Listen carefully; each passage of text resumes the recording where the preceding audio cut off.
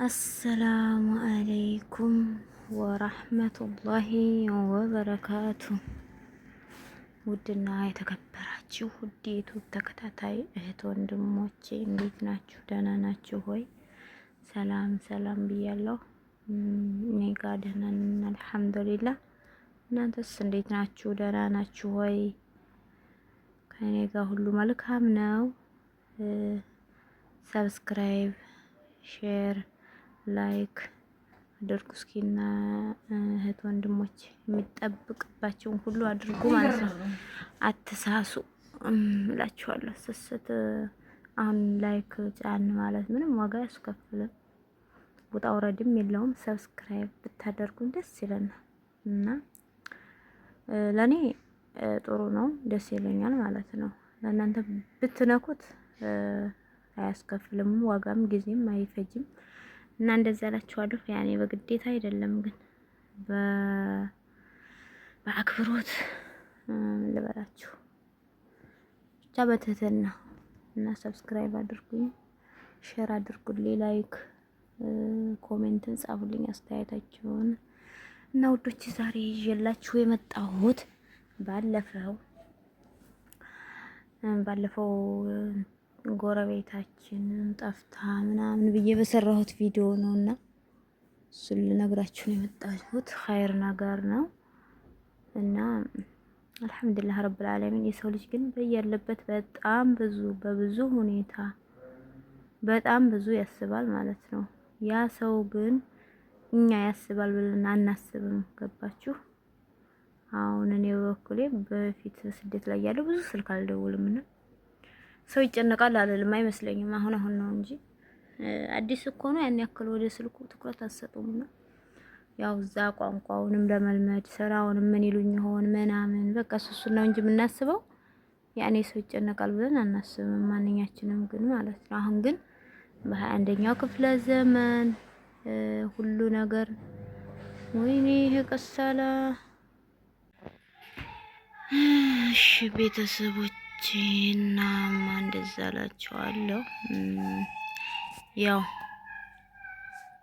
የተጨነቀ ልብ ብዙ ነገር ያስባል፣ ይወጣል ይወርዳል እና በሰዓቱ በጣም ብዙ ተጨንቀን ነበር በልጅቷ መጥፋት ምክንያት። እኔ ራሱ በቲክቶክ በዛ ብል በቃ የምናገርበት ቀዳዳ ጠፍቶኝ በቃ ሁሉም ቤተሰብም ኢትዮጵያ ያሉትም ተጨንቀው እህቷም እዚህ ተጨንቃ በጣም ጭንቀት ውስጥ ገብታ እና በቃ ሁሌ እኔን እንደዚህ አድርጊ እስቲ ቪዲዮ ስሪልኝ ምናምን ስትለኝ እኔም ተጨንቄ ቪዲዮንም ሰርቼ ነበረ። ያው ታች ላይ መለስ ብላችሁ ስታዩት ማለት ነው። ያው አዲስ ለምትመጡ ሳይሆን ያያችሁት አይታችሁታል እና በዩቲዩብ ላይ ያው ቪዲዮ ሰራሁኝ፣ በቲክቶክ ማጠየኩኝ።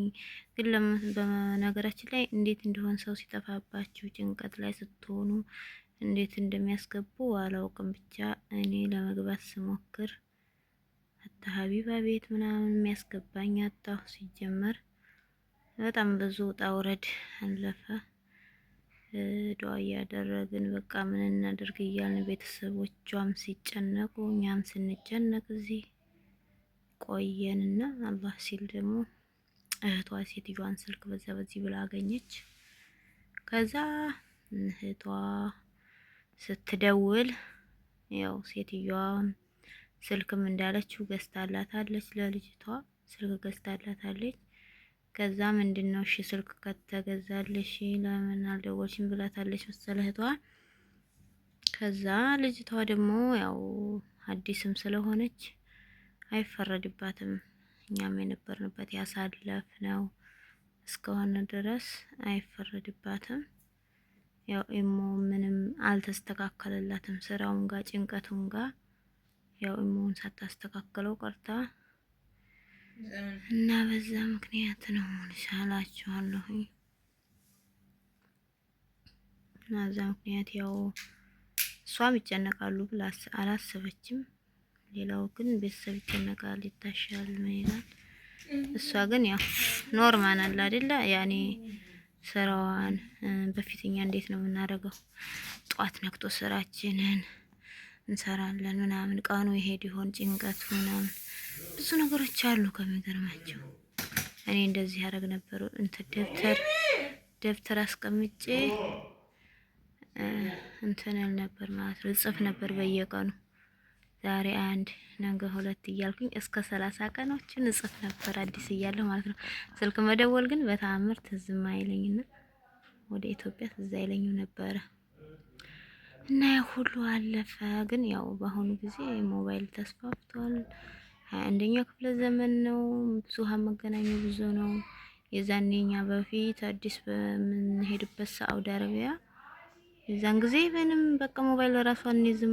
ምን እንደሆነ የምናውቀው ታሪክ የለንም ከስራችን በቀር።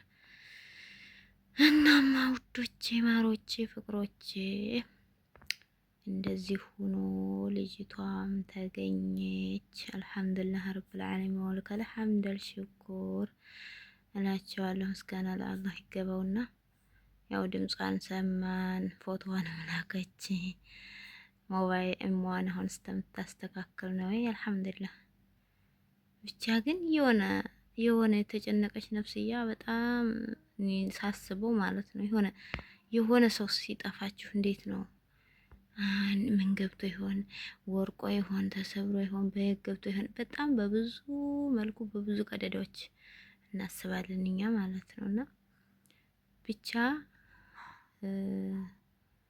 ይገርማል የኛ ነገር ማለት ነው። አላህ ከጭንቀት ይገላግለን። ጭንቀት አያሳየንም፣ አያስነካንም ያ ረብል ዓለሚን እና ጭንቀትን ያርቅልን፣ ኸይሩን ያቅርብልን እላለሁኝ። ወላሂ ጭንቀት ለሰው ልጅ ወላሂ ከባድ ነው። አልሐምዱሊላህ ብሎ ግን በትዕግስት ማንኛውንም ጭንቀት ሲመጣብን የሆነ ነገር ክፉ ነገር ምናምን ሲያጋጥመን አታጋጥመን አይባልም፣ ግን በሶብር በኢማን በዱዓ ካለፍ ነው የማይታለፍ የለም።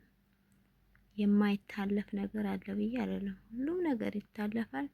የማይታለፈው የምንሞትበት ቀን ሲቀር ማለት ነው።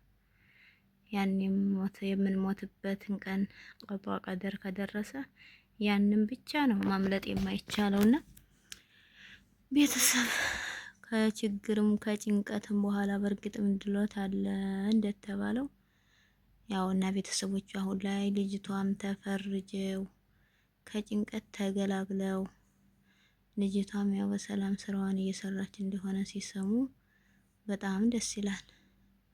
ከምንም በላይ ደስ ይላል። እኔ ለራሴ ደስ አለኝ። ግን አሁን እህቷ ራሱ ፈታ ብዬ አላወራኋትም። ለምን በስራ ቢዚ ሁኛለሁ ምናምን ጊዜም አላገኘሁ። በዛ ምክንያት አለ አይደል? በቃ እንደዚህ ነው እላቸዋለሁኝ። እና አላህ ለተጨነቀ ነፍስ ሁሉ አላህ ፈረጃውን ቅርብ ያድርገው። ሀገራችንንም ከችግር ከጭንቀት ከጦርነት ከማጣት ከሁሉም ነገር አላህ ነጻ ይበለው። ኢትዮጵያ ሀገራችን አላህ ነጻ ያደርግልን። የድሮዋን ኢትዮጵያ ትመለስ። ኢትዮጵያ ድሮ ሀገራችን ሰላም ይመልሰው። በዚህ ደም ማፍሰስ አላህ ያስቀረው። ወላሂ ዱዓ እንደራረግ ማለት ነው። ሰው ሀገር እስከ መቼ እንኖራለን? ስደት እኮ ወይኔ ጉዴ ድክም ሲለን እንዴት እንደምንሆነው ያው እዛው መግቢያችን ሀገራችን መዞረን መግቢያችን ሀገራችን ነው የምናስታውሰው። ስለዚህ እኛ ዱዓ ያስፈልገናል። አላህ ሁሉን ነገር ያስተካክልን። ሀገራችንን ነጻ ፈርጆልን ሀገራችንን ችግርም ቢሆን ይቻላል። ኑሮ ውድነት እኮ ችግር የለውም። ሰላም ከሆነ ሰውየው ኑሮ ውድነቱም አይኖርም። ኑሮ ውድነቱም ቢኖረው በሰው ልጅ ያለ ስጋት ወጥቶ ይገባል። ስጋት አይኖርበትም። እና ያንን ሁሉ አላህ ነጃ ይበለን እላችኋለሁ። የስደት እህት ወንድሞቼ አላህ ከጭንቀት ይገላግላችሁ። በያላችሁበት ሁላችንም የሰው ፊት አያሳየን። ስራችንንም አላህ ያስተካክልልን። ዱንያ አኺራችንን የምናስተካክል አድርገን ኢንሻአላህ። እና ውዶችዬ እንደዚህ ተሆኖ በሰው ቤት እየተሰራ ደግሞ አስፈላጊው ጤና ነው። ጤናችንንም አላህ ይስጠን። ሁላችንንም ከናፍቆት ከናፈቅናቸው ቤተሰቦቻችን ጋር በሰላም ያገናኘን። ከልጆቻችን ጋር የናፈቀንን የተነፋፈቅነውን ሁሉ አላህ በሰላም ያገናኘን። ቤተሰብንም ሳናስጨንቅ እኛም ሳንጨነቅ በናፍቆት በሁሉም ነገር አላህ ከቤተሰቦቻችን ጋር ያገናኘን እላችኋለሁ። እናት እኮ በስንቱ ቦታ ታውላለች። ልጇ ድምጻችን ሲጠፋ እንዴት ነው የሚጨነቁት? አይደለም ለወራት በቀናት ራሱ እናት ከባድ ናት። የእናት ነገር ሁሌ አይባን ቀልባንን ማለት ይቻላል። ለምን ልጅ ለእናቱ ምን ትልቅ ቢሆን ያው ልጅ ነው። ያው ልጅ ነን። ያው ከሀሳብ አይዘሉም እናትና አባቶቻችን ከኛ ሀሳብ አይርቁም፣ አይዘሉም። ግን ሁላችንም አላህ ሰላም ያደርግልን እና ሰላም ስንሆን ነው ሁሉም ነገር የሚስተካከለው ማለት ነው። አላህ ያስተካክለን እና ውዶቼ፣ ማሮቼ፣ ፍቅሮቼ ሰብስክራይብ አድርጉ፣ ሼር፣ ኮሜንት ጻፉልኝ። በጣም ነው የማመሰግነው። እወዳችኋለሁ፣ አከብራችኋለሁ። መልካሙን ሁሉ ይግጠማችሁ።